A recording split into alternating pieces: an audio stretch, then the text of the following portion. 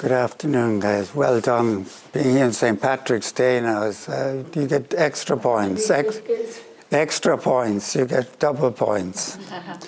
When I was considering this, I didn't realize it was St. Patrick's Day. You know,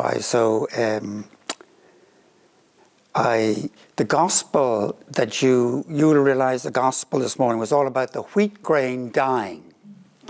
And I've been thinking about this wheat grain now for weeks and asking myself, what could this possibly mean? That passage of the gospel, it begins with, there were some Greeks in town, and then they wanted to see Jesus, and Philip and Andrew, they sent them to get Jesus. Can you talk to us? And there was a flat no. You know, when he said, no, my hour has come. And in the Gospel of John, we're right now in the bang center of the Gospel, absolutely in the center, the pivot point. And his message is, you know, he didn't say that, he said, my hour has come. Up to this, it's been, my hour hasn't come. You know, I was leisurely and hanging out. And suddenly there's this urgency, my hour has come. And then he goes on about the wheat grain. Unless the wheat grain dies, you know, it will not bring forth fruit. And then it says, if you want to gain your life, you have to lose it. If you want, you know, and I was just thinking of all these messages like deny yourself, take up your cross, you're going to, you know, it's a very hard sell. You know, denying, dying, taking up your cross, dear goodness, it's not an easy one. And that this is all linked with glory. Somehow you're meant to find glory in all this, which again is a hard sell, you know, that you could somehow by dying you'll find glory. So the reason for the peanuts is that I said, okay, I'm going to actually do an experiment about this wheat grain dying. Now, I didn't have any wheat grains, but I knew I had acorns. I got acorns. And I got my acorn. And this will tell you, when I got this assignment, this is this acorn. At this stage, it's now this size, my little oak. And there's a lovely history to this because I have a great uncle who was killed at the back of a Lancaster bomber. He was the gunner. And you'd no chance if you were the gunner in a Lancaster bomber. So my mother went to see his grave, which is in Wilpe in Holland. And it was an oak tree. And there were acorns. She brought them back. She planted them in Clonakilty in her house. And last autumn, I found this acorn. So I brought them back, planted them. So that's the acorn. And I tried another one then to see if it would be growing for this time. But the startling thing, the truth is that the acorn doesn't die. The acorn doesn't die. No more than the peanut dies when you plant it. So this was an astounding fact. You know, I was really startled by this. But I come back to it. First of all, death, glory. You know, for us, death has become, we've become phobic about death. We don't talk about death anymore. We barely know how to grieve anymore. You know, someone talks about the 20th century as being the tearless century. The tearless century. We do everything to put it off medically. You know, we defer it, we delay it, and we emotionally avoid it increasingly. I think it's something that strikes me more and more, that our emotional bandwidth, the emotions we're allowed to experience, is getting narrower and narrower and narrower. I think that's true, and I think we're becoming less human because of it. And grief is one of the things that I think we've lost that capacity that our forebears had in much greater abundance than we have. We use euphemisms to talk about death, you know, the passing over, blah, blah, blah. So I think the problem is that I think we regard life as a possession rather than a gift. We sort of own it, we think. And therefore, if we lose it, it becomes a tragedy. It becomes a tragic thing to lose your thing. There was a time, and you'll all know it, that we used to talk, people would talk about preparing for a good death. That was what people did, to die well. I remember Father Placid of our own community died last year, was it? But he was 102. But he constantly talked, when he was much younger, about preparing for a good death. He said to live a good life and die a holy death. Good death, yeah, but preparing for it. How do we prepare to finish? How do we prepare to finish? We don't really talk about it anymore. There's a blurring of our mortality. I think technology and the comfort we live in now, we think we should be able to put this off. It doesn't impinge in the same way. The only exception I have to, my mother's got this, is her second plug now, and I'll have to stop, but she's one of the people who talks a lot about death. Now, she's in a nursing home where she went in to die 3 years ago. She's doing a very bad job of what she went in for. We keep telling her, listen, you're failing miserably. But at least 20, 25 years ago, she was getting her kitchen table renewed, the top of it. And there was a nice carpenter there, and she said to him, listen, you're doing such a, is there any chance you make me a coffin? I think it was short. She's a good Scotswoman now, so she's very keen on them, holding the pennies together. But he said, fine, lie down on the ground and I'll measure you. And so she lay on the ground and he measured her, and he made the coffin. And the coffin has been up in her in the cupboard for the last 20 years, 25 more. I'd say 25 years. And I remember one day I had a nephew. And we went up to get some, I don't know what, something out of this room. And I opened the door, and he saw this coffin. And he said to me, what's that? I said, that's your grandmother's coffin. Oh, he said, I don't want my granny to die. Well, I said, that's what it is. That's your granny's coffin. So she is right on song about death. But the strange thing I think about death, as I was thinking about this, is that even though we don't talk about it, we're obsessed by it. War, murders, all with the headlines. They're not nice things, but we at a distance, we're thinking. But the real crux of the matter for me is that we're being sold a way of life that's a way of death. We're being treated so badly by our culture. I really do believe that we are being treated badly, and we're being offered a way of death. Meaning, value, identity from stuff, possessions, prestige, power, And we see the results of it. We see the results of it everywhere. Obesity, addiction, anxiety. There's a crisis in how to live. A crisis. I think there's a famine in the land. A famine in the land. We're desouled, increasingly desouled, and the signs of it are everywhere. How is it that we know so much, can do so much, and still live badly, is the question someone put. It's a very good question. So I think we're being corralled into this treated like animals. And this is where the butterflies come in, because if you think about the butterfly starts off as an egg and hatches into a caterpillar.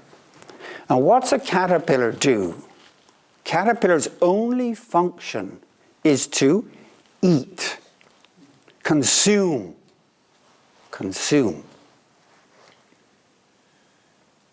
Think of that caterpillar. All his job is eating the cabbage, just eating and eating and eating. And the reason is because everything's eating insects. Insects lay hundreds and hundreds of eggs, and in each egg they put a tiny bit of food, not like a hen's egg where they fill it up with food. In a butterfly's egg, they put a little bit of food, so it has to hatch into another stage to eat, to get more food so it can become a butterfly. The tough part is when it stops consuming. And what happens then? It liquefies. and uses all the bits, all that food is stored up, to change into a butterfly. Into a butterfly. Now, I know for much of my life I've been a caterpillar. I've been harvesting, eating ideas and work. Work was my addiction. It can be food, chips, whatever you like. Addiction is what the caterpillar is. And if he could go on eating and eating and eating, he would. Why would you want to go through this dying to become a butterfly? I can tell you I put it off till I was very late in my life to stop. The caterpillar has to stop, liquefy, and fly. We are behaving, encouraged to behave as caterpillars and not change. There's nobody wants us to become butterflies, because then the economy will crash. We won't be buying. We won't be consuming. I think that's, for me,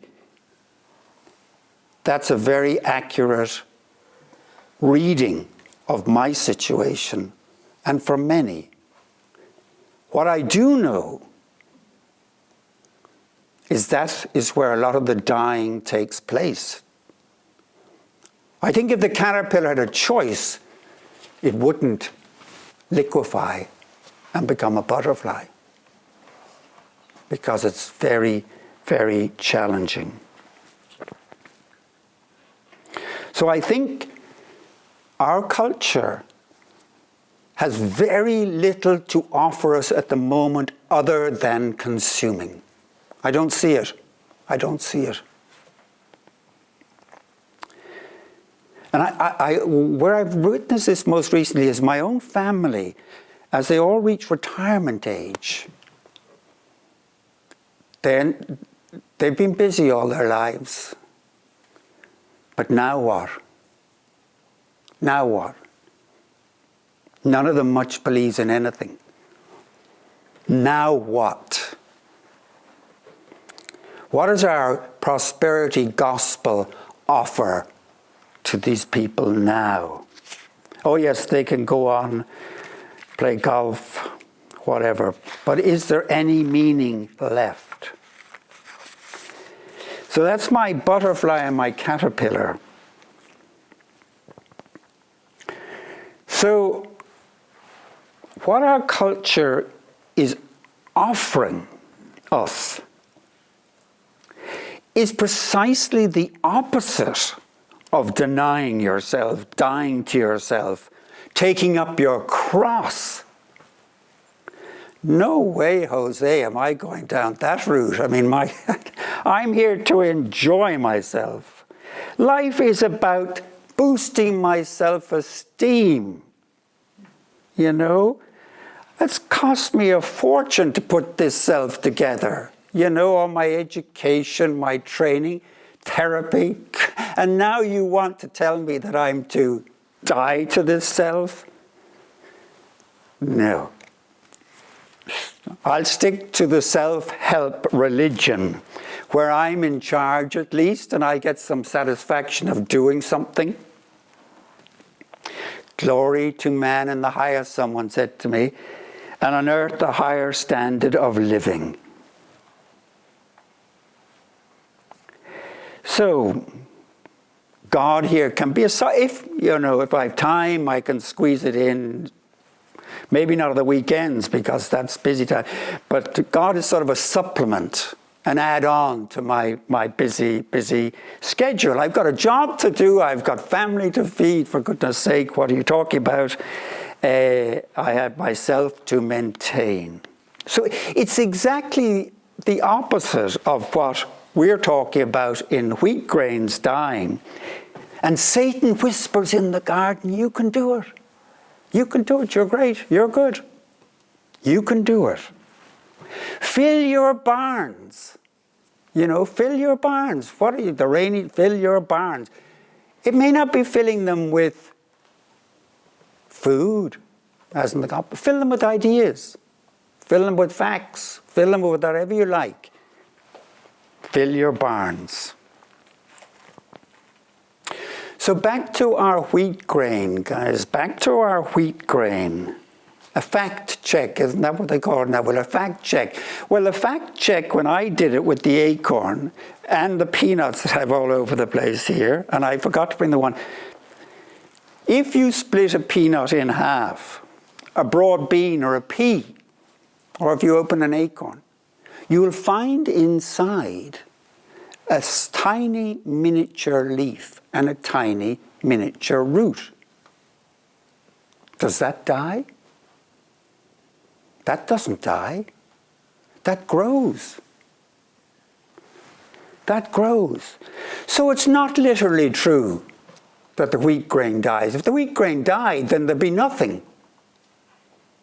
There would be nothing. So it's not literally true. It's not literally true. So what are we to make of this? What is Jesus doing? It's a metaphor. It's a metaphor. Now, a metaphor is literally a lie. God is a rock. Well, God is not a rock. I mean, you don't go out to the local quarry and get a rock and put it to the ground and say, this is God. Don't do a course in geology to study about God. God isn't a rock. It's a lie. I am the vine. You're not a vine. It's a lie. It's a lie. Literally, it's a lie. Metaphors are uncomfortable for us, though. You know, what is he talking about? Vines, rocks, mountains leaping like rams, you know, in the Psalms. I mean, the whole of Scripture is riddled in metaphor.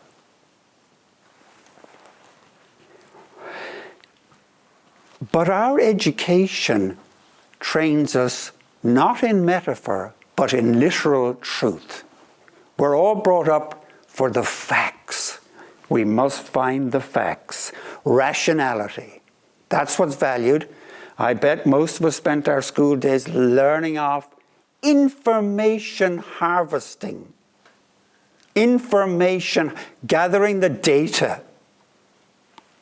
Poets and poetry, okay, sometime like God on the sidelines. No, so poets and poetry aren't going to get you anywhere. What are you going to do with your life? Be a poet?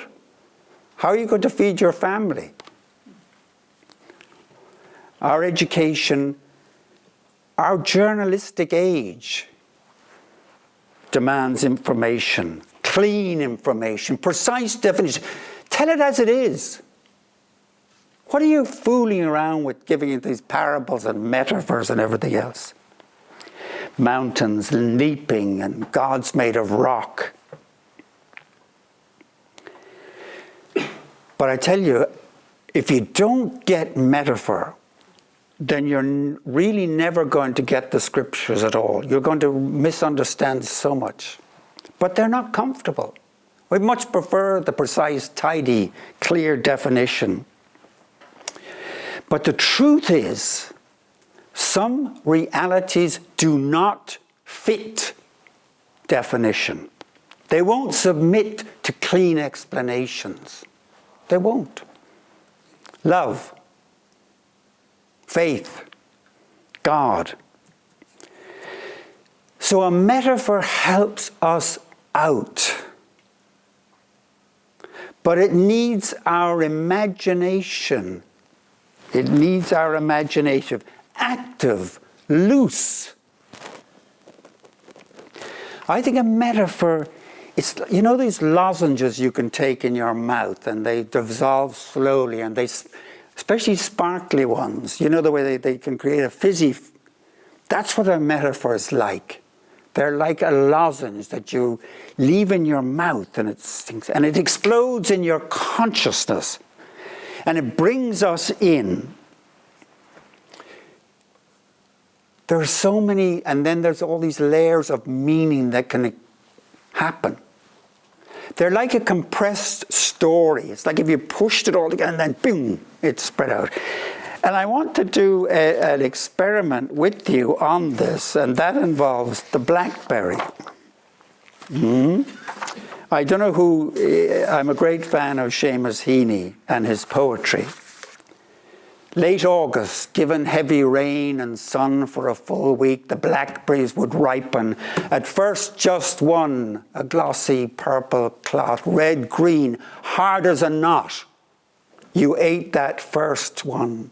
Its flesh sweet like thickened wine.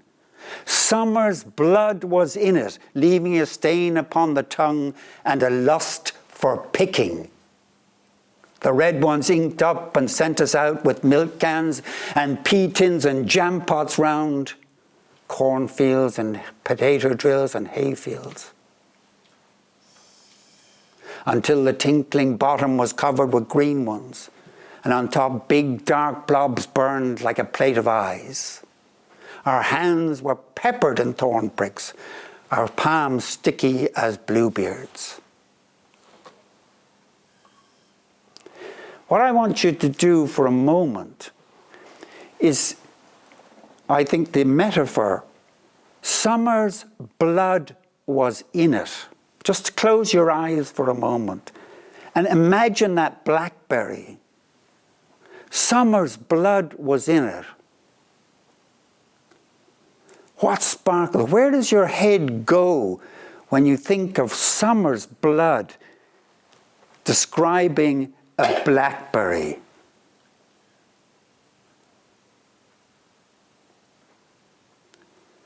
And I'm gone to hearts and liquid, and I'm sparkly, I'm all over the place. That compressed story explodes, and my reactions are personal. Your reactions will be yours. You'll have different ones to summer's blood, like thickened wine. Marvelous metaphors which sparkle and send us they're personal, our reaction. So what about our wheat grain? What about our wheat grain? Jesus doesn't want us to commit suicide, to die literally. So what needs to die? What needs to die inside us?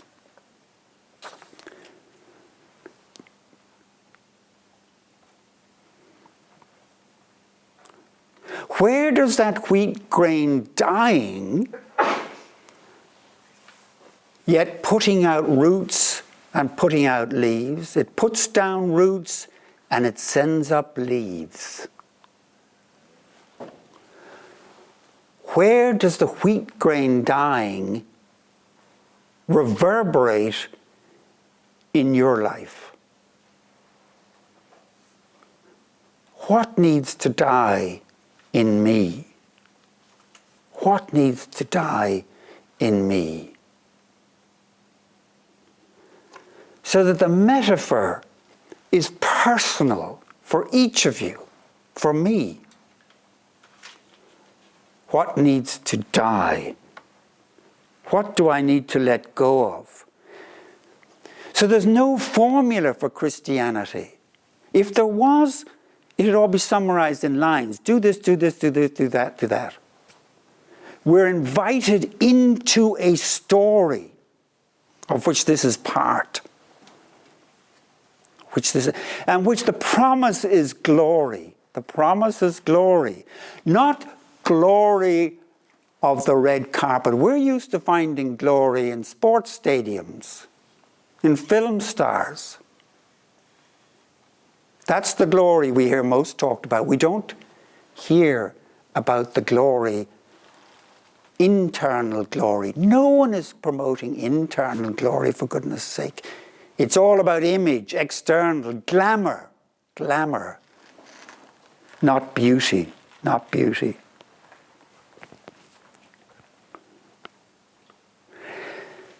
So, we are offered a way of life to become butterflies. Butterflies. That's the offer. But it does have cost. It does have cost.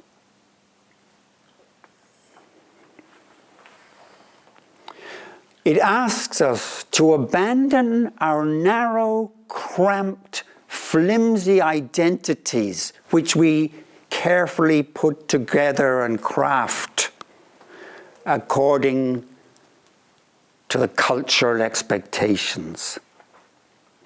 Holy living, whole, the sap still flowing, as the psalmist says, still full of sap, still green, is not a self-help project. I thought it was for a long time. I thought it was for the longest time. But the gospel message to us, it's not negative. All these words have got such very difficult connotations for us, denying, crosses. They've all got these.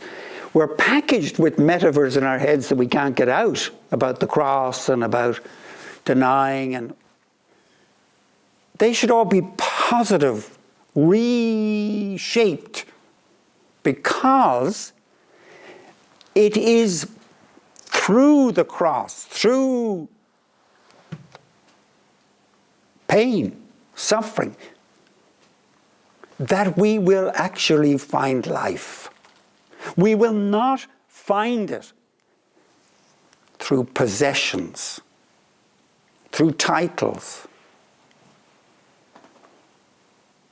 We won't find the beauty of a butterfly if we remain caterpillars, if we remain caterpillars.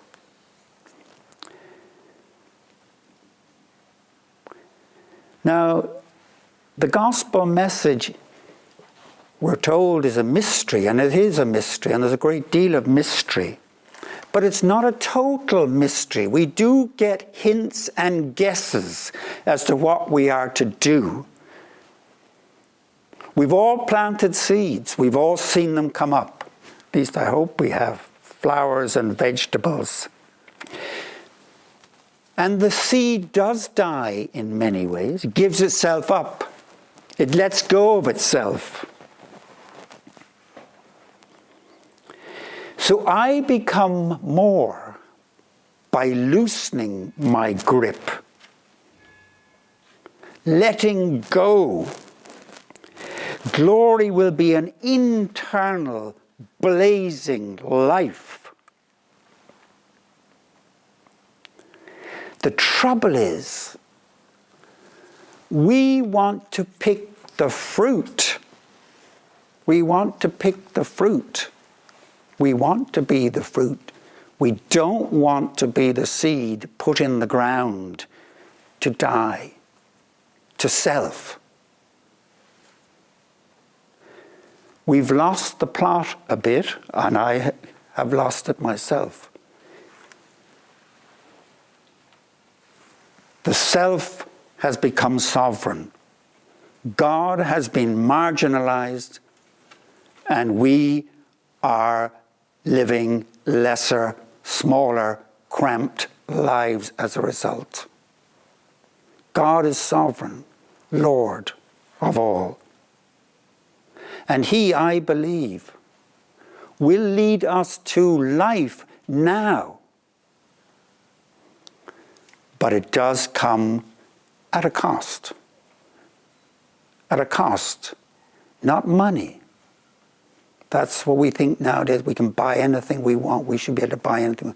It will come at a cost. Suffering and pain are not the worst thing. Death is not the worst thing. The worst thing is not being capable of being present to life and living it to the full.